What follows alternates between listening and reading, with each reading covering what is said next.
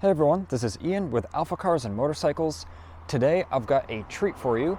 I lined up 4 brand new Royal Enfield Himalayans. These are 2023 models. They were just built out of the crates, and I believe a couple of them have been road tested already. In this video, we're going to do a detailed overview of the Himalayan. We'll talk about its design, features, some of the things I like about the Himalayan, some of my thoughts. We'll discuss the 3-year unlimited mileage warranty these come with, and as well as the upgrades and accessories we have to offer for these bikes as well. So if you're a new viewer, welcome to AlphaCars and Motorcycles. We share daily content on cool things like these, so definitely hit that subscribe button so you don't miss out. But now, let's take a closer look at these Himalayans.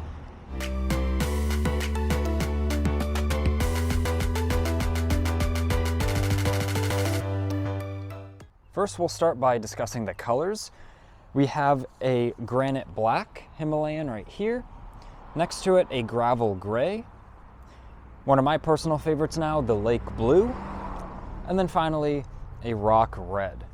So we can see that red and black contrast on the tank with the gray accents. I think it ties it all together very nicely. Kind of the same thing on the lake blue with that gray kind of stripe accent.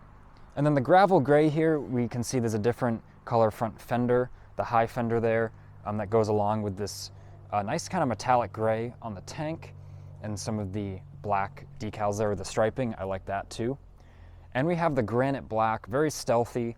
I like how it's matte black and gloss black shared on the tank. And then we have the black high fender there. All very exciting. I think Royal Enfield does a great job with the design and the color choices on their bikes now, because obviously we can see too the wheels are all black, the frames are black, just very nice looking bikes. So let's start now by talking about the beating heart, that 411cc single cylinder thumper, as people like to call single cylinder motorcycles. It's a single overhead cam, and they are fuel injected. So back behind that engine mount there is a cable-operated throttle body with a fuel injector in there. The fueling on these bikes is very well sorted. Royal Enfield did a great job tuning them. They cold start great, and no matter the elevation or the temperature you're riding in, there's no fiddling like with a carburetor or worrying if it'll start or if it'll take a while to start. You just hit the start button and they start up trouble-free all the time. It's really impressive, because other bikes that are maybe even more expensive, you might have kind of fueling issues people may talk about, of kind of stuttering or a hesitation, but these are very responsive and very smooth and very sorted. People give us great feedback on these Himalayans. And they have a 5-speed gearbox, so we can see our shifter right here. Very nice shifter to use. Of course, you can adjust it up and down depending on your preference or your what boots or shoes you're using. These make 24 horsepower and 23.6 pounds-feet of torque, and of course they're air and oil cooled. So we have these nice looking heat fins on the cylinder jug, and there is an external oil cooler, as we can see right here, and it does have a factory guard on it. And then we have a 4-gallon gas tank, and with a claimed 75 miles per gallon. Of course, it may vary depending on your riding style, if the bike's loaded or not, etc., fuel quality. But with that, you are going to get as many miles per gallon as possible. So these bikes are 439 pounds wet. What I mean by the wet weight is ready to ride. That's the actual weight you're going to be maneuvering and handling. So don't be fooled, so to speak, with a dry weight of a motorcycle, because it's missing all of its fluids, gas, brake fluid, oil, etc. So 439 pounds, that's the actual weight you're going to be handling on these machines. And now let's talk about the suspension, a very important item on any adventure bike or dual sport. We've got 7.9 inches of travel in the front and 7.1 in the rear. I find these bikes, the suspension's pretty well dampened. It's not, bouncy or I don't want to say cheap feeling, but it's a very quality ride, and it soaks up the bumps great when you're off the road as well. 17-inch rear wheel and a 21-inch front wheel. Classic kind of dual sport setup, so that front wheel will get up over obstacles without an issue. 8.6 inches of ground clearance, and I will note the factory skid plate, and it is very thick aluminum. We can see the edge of it here. This will, take some abuse, so to speak. I find most bikes from the factory in this class, they either don't have a skid plate or it's like plastic or very, very thin aluminum, something that usually when you first hit it or exercise it, so to speak, it ends up not attached to the bike anymore. So that's very impressive as well. It's very well secured, and I mean, you can literally rest the bike on it or jack the bike up with it if you have like a motorcycle jack. So very, very sturdy, very nice piece of kit there as standard. So good on Royal Enfield for that. Once again, something people want already on their dual sport or adventure bike. And we have these nice dual purpose tires as well. So you can get right on the sidewalls and carve up the twisties on the road. And then when you hit the dirt, hit the gravel, they do have good bite there as well. Talking about the brakes now, standard ABS front and rear, and the rear ABS is defeatable if you want to be able to have maybe a bit more control off-road or be able to lock it up off-road and have some fun as well. The rear rotor is 240 millimeters. We can see it is drilled and it is a floating rotor design, and it's a single piston caliper. Taking a look at our front rotor, 300 millimeter disc, once again drilled, and a floating design, and then a 2-piston caliper. The brakes are very responsive, and they are easy to modulate is the word I was looking for. They're not kind of like an on-off switch, so especially when you're off the road, where it's even more important to have kind of precise braking control to stay in control, the brakes are very well set up on these Himalayans. Now let's talk about the center stand. So all these bikes are on the side stand right now. I didn't have them on the center stand. I think they look a bit better on the side stand when they're all lined up because they all kind of lean into each other. But normally when I do a video, I have it on a center stand. So we can see these all have center stands as standard. Of course, you would put it up from the other side, but just showing you. So that's another feature I love that they have from the factory.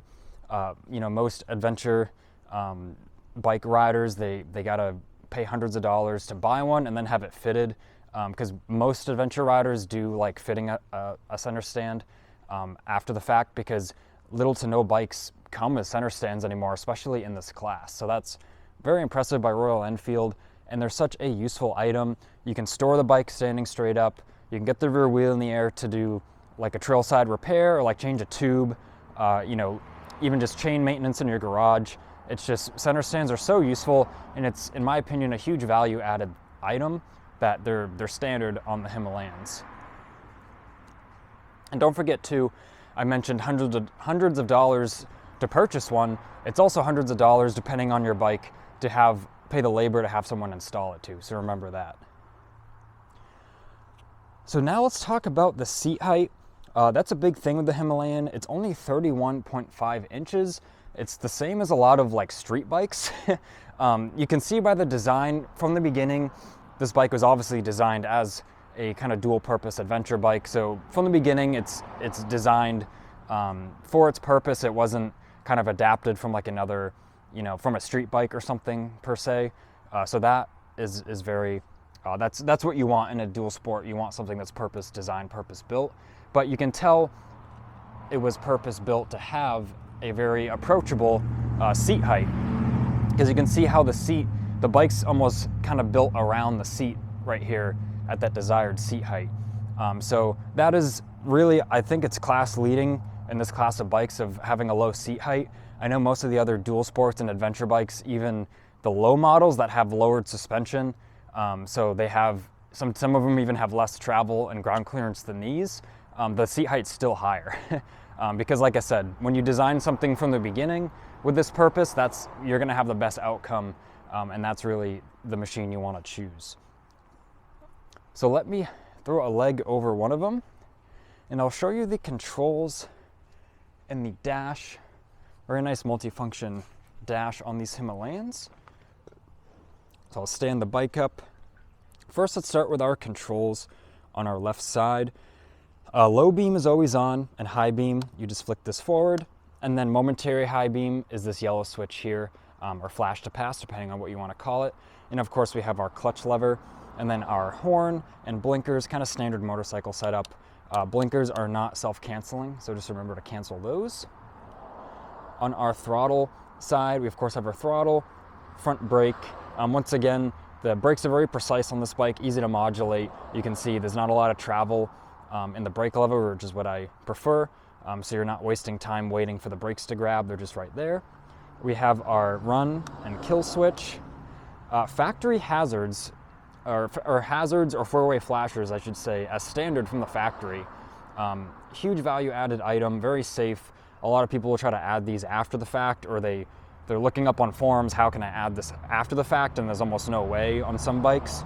So all we do is turn on our ignition, flick the switch over, and you can even turn the key off and they remain on. So very safe feature. If unfortunately you're in an emergency situation or you're parked somewhere, you just want to be seen, super helpful.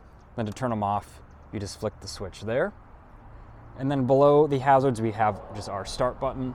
And I will mention the grips are very comfortable on this bike from the factory. They're kind of like a soft touch rubber. There's plenty of other bikes in this category that are even more expensive, unfortunately, that the grips that I've ridden, and the grips are like kind of hard plastic. It's the fit and finish and the quality of these Royal Enfields are really above, they're really above the price point, I feel like, of what they're kind of being sold at. They're very impressive. So definitely, if you've never been around one in person, you know, come to AlphaCars, say hi to us, check them out, or go to your local Enfield dealer, Royal Enfield dealer, and check them out, because I really think you'd be impressed. I know I was when I first started working around these bikes. So now turning on our dash, we have a little compass function here, so that's pretty cool. We have our tachometer, our fuel gauge. Yes, a fuel gauge. I love modern bikes with fuel gauges. As I may have mentioned before, I've ridden a lot of and had a lot of dual sports, and usually you're looking in the tank or you're remembering what mileage you filled up at and kind of worrying about running out of gas when you've been on the road a while. But these 4-gallon tank and a fuel gauge, you know, you're not going to be stressing about any fuel stops. It's just like hopping in your car and reading the fuel gauge. We have our kind of multifunction area. So we're on trip F right now, and then we have the date. There is a temperature gauge, 77 degrees. It is beautiful out today in New England, nice and sunny.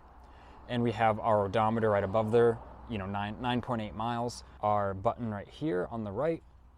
So that's trip A. We have a trip A average miles per hour. Then we have trip B average miles per hour. And then a trip F, which I'm guessing stands for fuel, if you want to reset trip each fuel stop. So some added features in there that normally you wouldn't think you'd have. These bikes, you can get the Tripper navigation pod, which is the little pod that will go on the right here that links with Google Maps on your phone to give you turn-by-turn directions. This bike, or these bikes, were not optioned with them, but you just have to have the bike optioned with it from the factory to get them in this model year. And then we have our various lights on, our neutral light, battery, check engine light, ABS light. So now let me start it up for you, and we can hear this 411cc thumper fire to life. As I mentioned in the beginning of this video, the fueling is sweet on these. These bikes are all cold. If we look at the header here, I'll literally grab it with my hand, touch the cat. It's actually colder than my hand. There's heat from my hand going into it. So I'm just gonna hit the start button. And that's all there is to it. And to note as well, we see our ABS light remained on even though we started the bike. That is normal. You have to roll forward like a few feet. The ABS sensors need to get a signal off the tone ring, so they need to do a self-check when you first start riding to make sure that system's working correctly. So that light will go out once you ride forward a few feet in first gear, and that's as designed, totally normal. And talking about the ABS, the rear ABS is defeatable. You have to be idling and in neutral, and you would press and hold this ABS button, and then that would be disabled after a few seconds. So now let me put this on the side stand, and I'll give it, now that it's idled for a minute or two, I'll give it just a couple revs for you.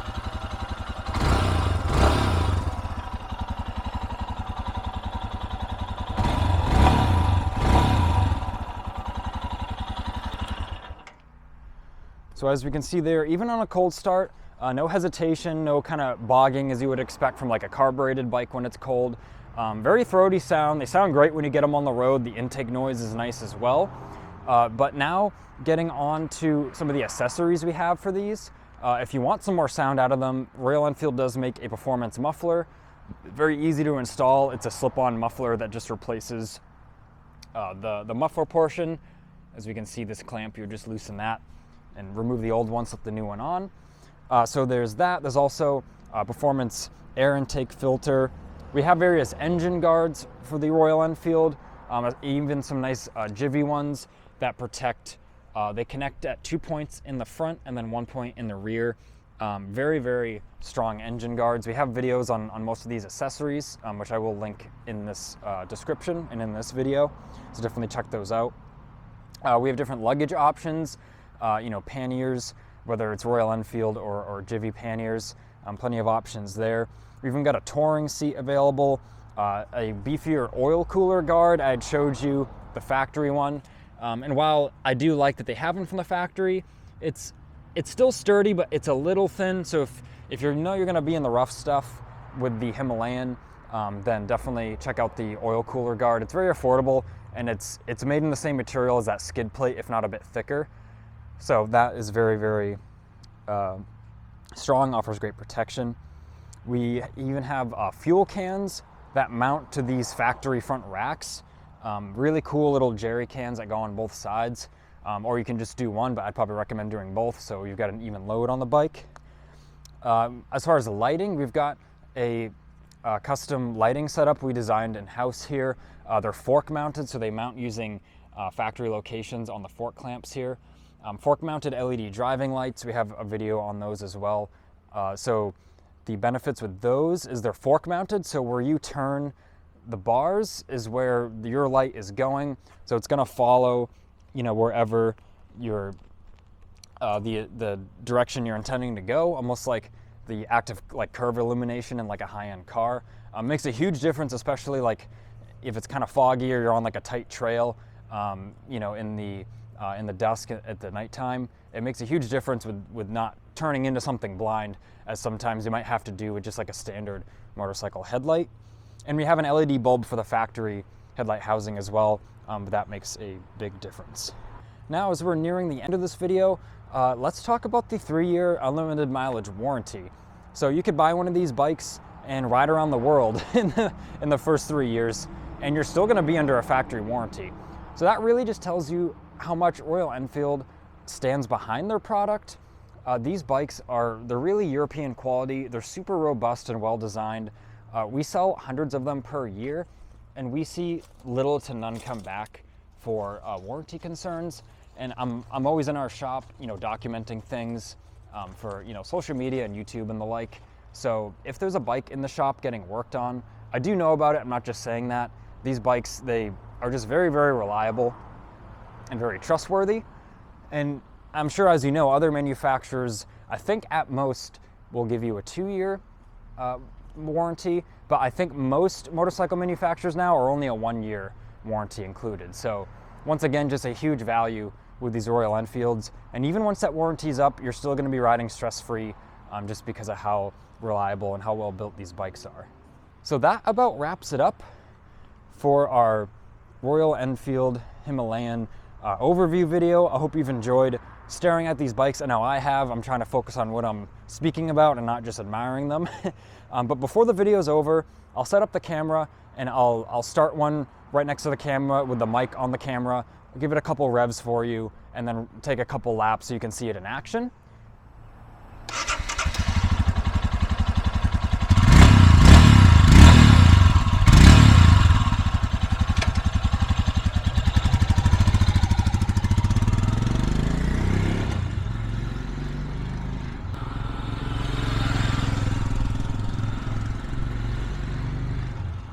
So thank you for watching this video. I hope you learned something new today about these Himalayans. We have tons of Himalayan parts and accessories and content on our YouTube and in our e-store.